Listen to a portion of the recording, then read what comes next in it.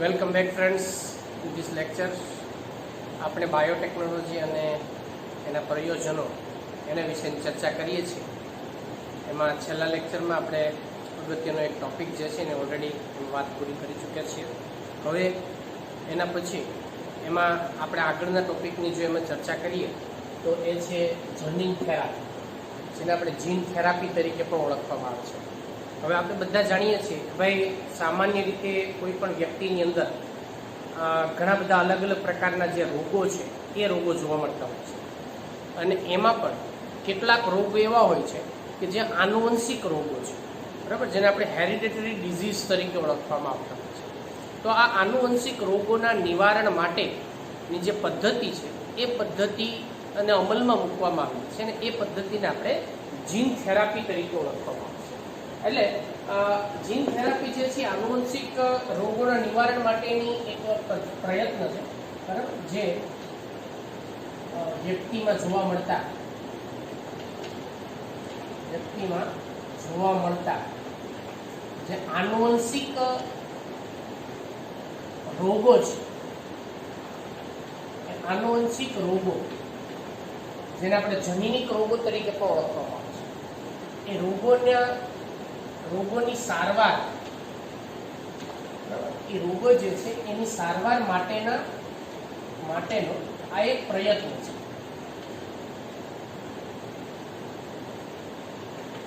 એટલે આ એક પ્રયત્ન જે છે જેની અંદર શું હોય તો કે જે રોગિષ્ટ વ્યક્તિ હોય એમાં અથવા તો ભ્રૂણની અંદર એમ્બ્રિયોની, બરાબર, એમાં જે નિષ્ક્રિય જનીનો છે અથવા તો એમાંના જે નુકસાનકારક જનીનો છે, જે ઇન્ફેક્ટેડ જીન જે છે એના સ્થાને આપણે સક્રિય જનીન જે છે એને દાખલ કરવામાં આવશે અને જેનાથી એ જે જનીનિક ખામી છે, બરાબર, એ અથવા તો ઇનએક્ટિવ જીન જે છે અથવા આપણે એવું કહી શકાય કે ભાઈ જે જીનેટિકલી ડિસઓર્ડર છે એને આપણે દૂર કરી શકાય છે. તો આની અંદર પણ એ જ પદ્ધતિનો ઉપયોગ જે છે સામાન્ય રીતે એમાં પણ કરવામાં આવતો હોય છે. એમાં કોઈ પણ બાળક છે અથવા તો ભ્રૂણ જે છે એની અંદર સૌથી પહેલા, બરાબર, કોઈ પણ જેમાં કોઈ બાળક હોય, બાળક ઇટ મીન્સ કે કોઈ પણ ધારો કે એવું વ્યક્તિ હોય કે ભ્રૂણમાં સૌથી પહેલા તો એ રોગ જે કોઈ પણ હોય, બરાબર, એ રોગનું નિદાન કરવામાં આવે. હવે નિદાન કર્યા પછી આપણે શું કરવામાં આવે છે તો ખબર પડી કે ભાઈ એ જનીનિક રોગ આપણને જે છે એમાંનો જનીનિક જ પ્રકારનો રોગ છે. તો એના માટે શું કરવામાં આવે છે કે એમાં જે કોઈ પણ નુકસાન અથવા તો ક્ષતિગ્રસ્ત, એવું પણ આપણે કહી શકાય છે, ક્ષતિગ્રસ્ત જે જનીન છે, બરાબર, ક્ષતિગ્રસ્ત જે જનીન છે એ જનીનના સ્થાને આપણે જનીનમાં શું કરવામાં આવે છે એના સ્થાને તો કે એમાં સુધારો કરવામાં આવે છે, બરાબર, એમાં સુધારો કરવામાં આવે છે અને જેથી કરી અને જે વ્યક્તિની અંદર જે આપણને જનીનિક ખામી જે જોવા મળતી હોય છે એને આપણે દૂર કરી શકીએ છીએ. તો આ પ્રકારની જે લાક્ષણિકતા જે છે એ જીન થેરાપીની અંદર એમાં ખાસ કરવામાં આવતી હોય છે. હવે એની સામાન્ય રીતે શું પ્રક્રિયા છે એના વિશેની એમાં આપણે જો વાત કરીએ તો આપણે બધા જાણીએ છીએ કે એની સારવાર માટે સૌથી પહેલાં તો શું કરવામાં આવે છે તો ધારો કે આ એક કોઈ પણ કોષ જે છે એ કોષની અંદર એક જનીન છે, બરાબર, આ કોષની અંદર એક જનીન છે, આપણે એવું માનીએ કે આ કોષની અંદર એક જનીન છે. હવે આ જનીનમાં આ કોષની અંદર એક ડીએનએ છે. આપણે કોષ કેન્દ્રમાં એક કોષ કેન્દ્ર જે છે કોષની અંદર કોષ કેન્દ્ર ને એમાં આપણે એક ડીએનએ છે. આ ડીએનએમાં એક આટલો ભાગ એવો છે, બરાબર, આટલો ભાગ એમાંનો એવો છે કે જે ક્ષતિગ્રસ્ત છે. આ ઇનએક્ટિવેટ જીન છે, એટલે જે ક્ષતિગ્રસ્ત જનીનો છે, જે કોઈ પણ એમાં કોઈ વિકૃતિ આવેલી છે, એટલે એ ભાગ એની અંદરના વિકૃત જનીન છે. તો હવે આપણે એને શું કહીશું તો કે આ ખામીગ્રસ્ત જનીન છે. આટલું જે છે ને એ એમાંની અંદરનું ખામીગ્રસ્ત જનીન છે, ડીએનએ છે. અને આ ઇન્ફેક્ટેડ અથવા તો ખામીગ્રસ્ત શું છે તો કે કોષ, આ એક ખામીગ્રસ્ત કોષ અથવા તો કોષ કેન્દ્ર પણ લઈ શકાય છે. હવે શું કરવામાં આવે છે, હવે બહારથી એક એક્ટિવ જીન, સક્રિય જનીન જેને દાખલ કરવામાં આવે છે અને એને આપણે અહીંયા બ્લોકિંગ જીન તરીકે ઓળખવામાં આવે છે, બરાબર. તો હવે એના પછી શું કરવામાં આવે છે તો તો અહીંયા આ કોષની અંદર એક બ્લોકિંગ જીન જે છે ને અહીંયા દાખલ કરવામાં આવે છે. કયું? બ્લોકિંગ જીન. સમજો. હવે આ એક જે જનીન છે, બરાબર, આ ઇન્ફેક્ટેડ જીન છે. આ એમાંનો આટલો ભાગ જે છે એ ખામીગ્રસ્ત છે, ખામીગ્રસ્ત જનીન છે આટલો. હવે આની અંદર એક બ્લોકિંગ જીન, બરાબર, બ્લોકિંગ જીન એ આમાં દાખલ કરવામાં આવે છે. આ જે જનીન છે એ જનીન આપણે કયું જનીન કહેશું? આ ડીએનએ કયું છે? બ્લોકિંગ જીન છે. આને આપણે બ્લોકિંગ જનીન તરીકે ઓળખીએ છીએ, જેને આપણે આમાં દાખલ કરવાનું છે. હવે જેવું આ બ્લોકિંગ જીન એમાં દાખલ થયું, બરાબર, બ્લોકિંગ જીન આમ દાખલ થયું એટલે એ શું કરશે? બ્લોક કરશે. કોને? આ જનીનની અભિવ્યક્તિને એ બ્લોક કરી દેશે. તો હવે એના પછી આ બ્લોકિંગ જીન દાખલ થવાની સાથે બ્લોકિંગ જીન જે છે એ બ્લોકિંગ જીન એ પોતાની જે અભિવ્યક્તિ છે એ અભિવ્યક્તિ બ્લોક કરી દે છે, એટલે કે નિષ્ક્રિય કરી દે છે. શું કરે છે? એને નિષ્ક્રિય કરી દે છે. અને એ નિષ્ક્રિય કરવાની સાથે, બરાબર, જે કોઈ પણ બ્લોકિંગ જીન જે છે એ એમાં એક્ટિવ થાય છે, એટલે બ્લોકિંગ જીન એમાં સક્રિય બને છે.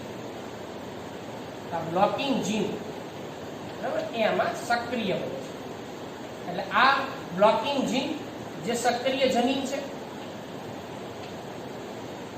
બરાબર, આ જે જનીન છે એ આપણે જે વાત કરીએ ખામીગ્રસ્ત જનીન છે, ખામીગ્રસ્ત ડીએનએ છે, ખામીગ્રસ્ત જનીન તરીકે આપણે ઓળખી શકાય. જે નિષ્ક્રિય રહે છે એટલે આપણે એને નિષ્ક્રિય જનીન તરીકે ઓળખવામાં આવે છે. અને આ નિષ્ક્રિય જનીન રહે છે એટલે આ જે છે એ આપણને શું? આ કોષ, બરાબર, એટલે કે આ કોષ જે હવે એનું સામાન્ય કાર્ય કરે છે, જે ખામીગ્રસ્ત કોષ જે સામાન્ય કાર્ય કરી શકતો નથી. તો આપણે અહીંયા શું કર્યું છે? જીન રિપ્લેસમેન્ટ, બરાબર, જીન થેરાપી. એને આ પ્રકારની જે આખી પદ્ધતિ છે કે જે પદ્ધતિની અંદર આપણે એની વ્યક્તિ કે ભ્રૂણની અંદર, યાદ રાખજો, કોઈ પણ વ્યક્તિ કે ભ્રૂણ જે છે એ ભ્રૂણની અંદર એમાં જે સામાન્ય જનીન છે, બ્લોકિંગ જીન, બરાબર, બ્લોકિંગ જીન એટલે આપણે સક્રિય જનીન તરીકે ઓળખી શકાય. એ એક સામાન્ય જનીન છે, એને આપણે સામાન્ય જનીન તરીકે પણ ઓળખવામાં આવે છે. અને આ સામાન્ય જનીન પછી એમાં સક્રિય બને છે, એક્ટિવ થાય છે કોષની અંદર. અને નિષ્ક્રિય જનીન જે છે એ નિષ્ક્રિય જનીન, બરાબર, એના સ્થાનની એ પૂર્તિ કરે છે અને એ કોષ એને પોતાનું સામાન્ય કાર્ય એમાં આપણને કરવા મળતું જોવા મળતું છે. તો આવી ઇન્ટરેસ્ટિંગ એક આખી જે થેરાપી છે એને આપણે જીન થેરાપી તરીકે ઓળખવામાં આવે છે, જનીન થેરાપી તરીકે પણ એને આપણે ઓળખવામાં આવે છે. હવે આ જનીન થેરાપીનો સૌથી પહેલો પ્રયોગ જે છે એ સૌથી પહેલો પ્રયોગ એની અંદર એક 4 વર્ષની એક બાળકી, બરાબર, કે જે એક રોગથી પીડાતી હતી અને એ રોગ માટેના જે જવાબદાર જે કારક છે અથવા તો જે જવાબદાર ઘટક છે એ એની અંદરનો ખાસ કરીને એડીએ ઘટક તરીકે આપણે જેને ઓળખવામાં આવે છે એની અંદર સૌથી પહેલા થેરાપી જે છે એનો ઉપયોગ કરવામાં આવ્યો છે.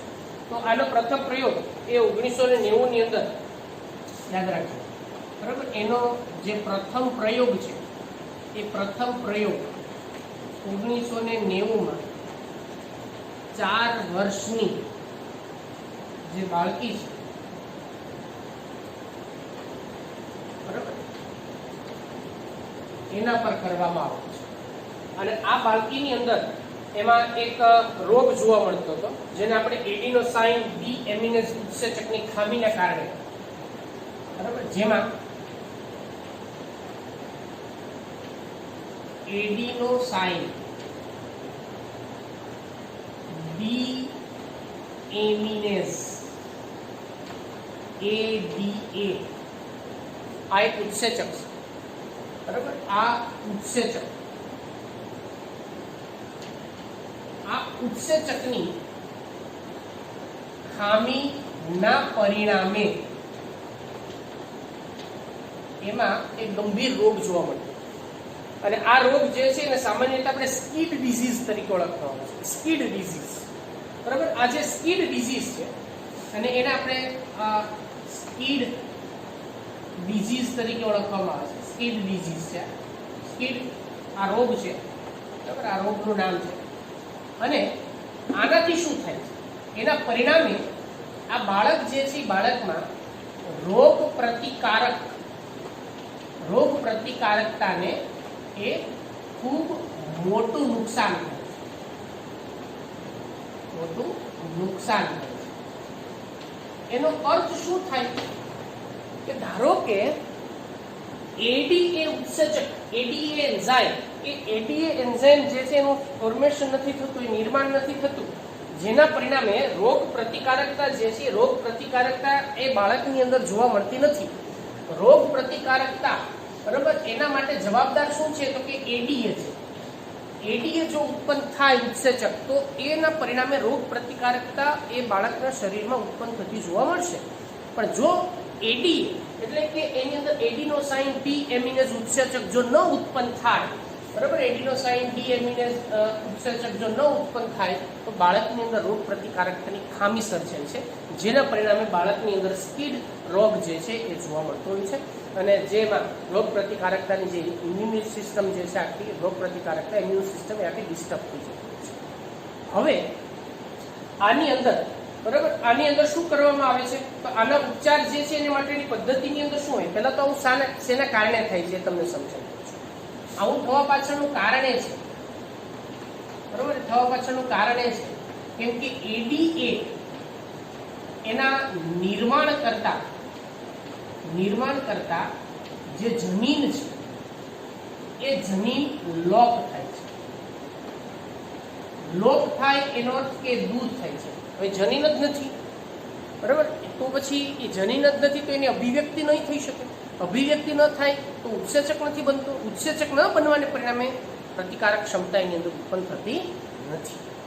તો હવે એના માટે આના ઉપચાર જે છે કઈ રીતે કરવામાં આવે છે? તો એના ઉપચાર માટેની બે રીત છે, બરાબર. હવે સમજો, એના ઉપચાર માટેની બે રીતે એનો ઉપચાર જે છે કરી શકાય છે. હવે કઈ રીત છે એના વિશે વાત કરીએ. તો સૌથી પહેલી રીત જે છે એમાંની, બરાબર, એને આપણે એની અંદર કહી શકાય છે ઉત્સેચક રિપ્લેસમેન્ટ પદ્ધતિ. બરાબર, ઉત્સેચક જે છે એ ઉત્સેચક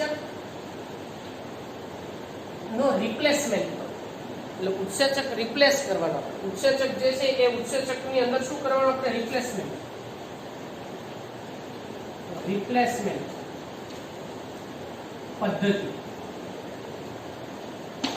આ એક પદ્ધતિની અંદર શું કરવામાં આવે છે? તો એની અંદર સક્રિય એડીએ જે છે, જે ઉત્સેચક બહારથી એક ઇન્જેક્શનની અંદર સિરિંજ મારફતે ભરી, બરાબર, એડીએ એટલે એડિનોસાઇન ડી એમિનેઝ ઉત્સેચક, અને એ બાળકને આપવામાં આવે જેથી રોગ પ્રતિકારકતા એમાં ઉત્પન્ન થાય, બરાબર. પણ આ ટેમ્પરરી છે ભાઈ, આ કાયમી ઇલાજ નથી. તો ઇન્જેક્શનની અસર જ્યાં સુધી રહેશે ત્યાં સુધી ફરીવાર એ રોગ જે છે એની અંદર છે તો ખરો જ તે, કેમ કે જનીન જ નથી કે જે ઉત્સેચક બનાવે એમાં. એટલે લક્ષણો તો આ રોગના એની અંદર ફરી વારંવાર આવવાના જ છે. પણ એટલે આની અંદર ઉત્સેચક રિપ્લેસમેન્ટ આ એક ટેમ્પરરી પદ્ધતિ છે, અને જેમાં સક્રિય એડીએ સિરિંજ મારફતે, સિરિંજ દ્વારા શું કરવામાં આવે છે? આપવામાં આવે છે. જ્યાં સુધી એની અસર રહેશે ત્યાં સુધી એ પ્રતિકારકતા ઉત્પન્ન કરશે. અસર નાબૂદ થઈ જશે એટલે પાછું હતી એવી સ્થિતિ આવી જશે. હવે બીજી પદ્ધતિ જે છે જેને આપણે કહીએ છીએ અસ્થિ મજ્જા પ્રત્યારોપણ. બરાબર, બીજી પદ્ધતિ જેને આપણે અસ્થિ મજ્જા પ્રત્યારોપણ તરીકે ઓળખવામાં આવે છે. બોન મેરો ટ્રાન્સપ્લાન્ટેશન. આપણા અસ્થિ એટલે આપણા જે હાડકાં હોય એ અસ્થિ મજ્જા એટલે એની અંદર જે ગર પ્રદેશ છે, બરાબર, એની અંદર મજ્જાકીય વિસ્તારની અંદર જે મુખ્ય જે કોષો હોય એ કોષોને બદલવા, જેથી કરીને એમાંથી લસિકા કોષો નવા ઉત્પન્ન થાય ને એ લસિકા કોષો આપણી ઇમ્યુન સિસ્ટમ જે છે એની અંદર વધારો કરે છે. તો આની આ માટેની જે પદ્ધતિ જે છે એ વિકસાવવામાં આવે છે. હવે એમાં શું કરવામાં આવે છે એના વિશે વાત. હવે આની અંદરની જે જનીન થેરાપી છે ને, જનીન થેરાપીમાં પ્રથમ તો એ રોગીના રુધિર જે છે એ રુધિરમાંથી, બરાબર, એટલે આની જે જનીન થેરાપી છે એમાં એ જે કોઈ પણ રોગિષ્ટ છે એ રોગિષ્ટ વ્યક્તિ, બરાબર, એના રુધિર જે છે એ રુધિરમાંથી ટી કોષો, બરાબર, ટી લસિકા કોષો, ટી કોષો જે છે એ ટી કોષો એનું અલગીકરણ કરવામાં આવે છે, બરાબર. એટલે જે ટી કોષો જે છે એ ટી કોષોને બહાર કાઢવામાં આવે છે. ટી કોષોનું બહાર કાઢી અને એની અંદર એનું સંવર્ધન કરવામાં આવે છે,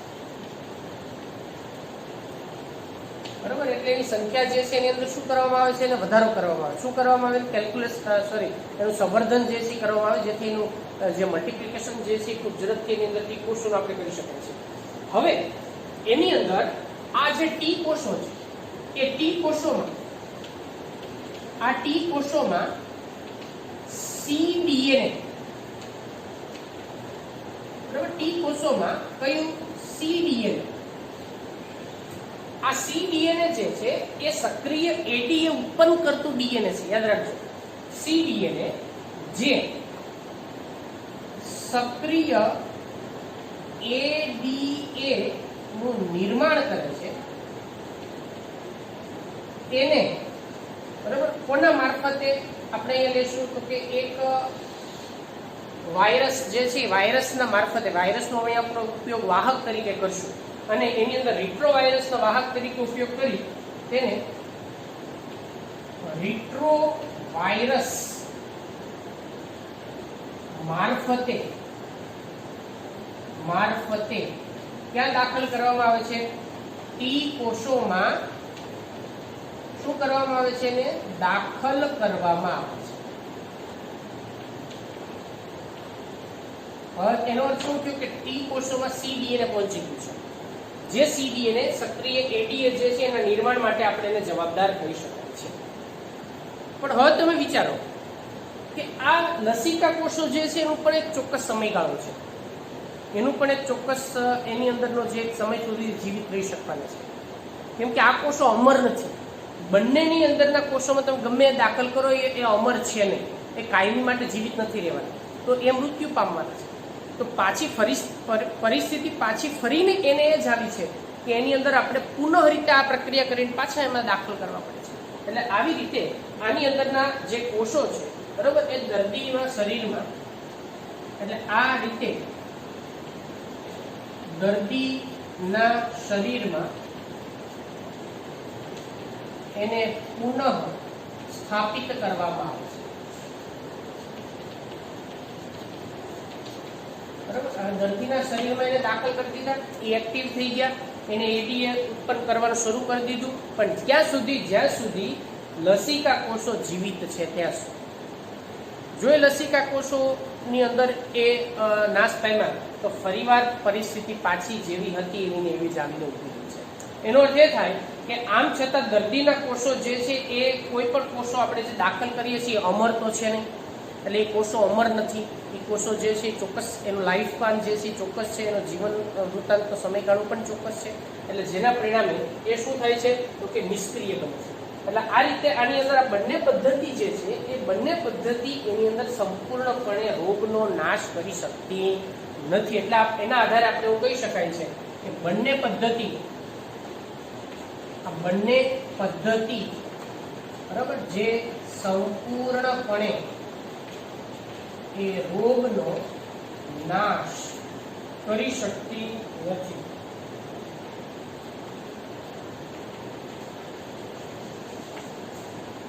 તો હવે આ રોગનો નાશ કરવો હોય આપણે તો એની અંદર આપણે શું કરવાનું? તો રોગનો નાશ કરવા માટેની હવે એક પદ્ધતિ છે. આ પદ્ધતિની અંદર જો આપણે અસ્થિ મજ્જામાંથી લીધેલ કોષોની અંદર cDNA દાખલ કરીને જો એને માતાના ગર્ભની અંદર જે ભ્રૂણ વિકસિત થાય છે ભ્રૂણમાં જો સીધું આપવામાં આવે તો અને તો જ એ કાયમ માટે એની અંદર આપણને એ પ્રસ્થાપિત કરી શકાય છે. મતલબ કે વ્યક્તિમાં નહીં પણ જો ભ્રૂણીય કોષોમાં એને અંદર દાખલ કરવામાં આવે, એને સ્થાપિત કરવામાં આવે તો અને તો જ આપણે આ રોગ જે છે એની કાયમી સારવાર આપણે એનો કરી શકાય છે, જો ભ્રૂણમાં દાખલ કરવામાં આવે તો. બરાબર. એટલે આપણે એના આધારે શું કહી શકાય છે કે આની જે પદ્ધતિ છે એ પદ્ધતિની અંદર જો ભ્રૂણમાં દાખલ કરવામાં આવે તો, બરાબર, જો cDNA ને ભ્રૂણીય કોષોમાં દાખલ કરવાથી